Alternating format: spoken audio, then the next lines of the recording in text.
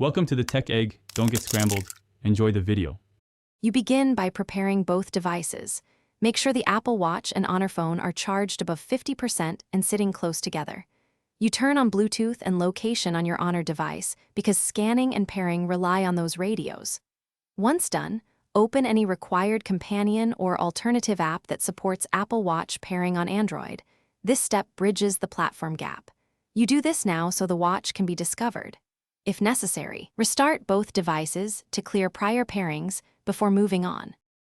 Next, you enter pairing mode on the Apple Watch by holding the side button or choosing pairing from settings. The watch shows a code or QR pattern. Then on the Honor phone, you scan for the watch through Bluetooth or the companion app. This is the point where devices exchange encryption keys, so be patient. You accept permission requests for contacts, notifications, and location because those enable calls, messages, and location services. Once you confirm the matching code, the devices will start syncing necessary data and profiles. Finally, you let the devices finish the initial sync, which copies watch faces, apps, and contacts.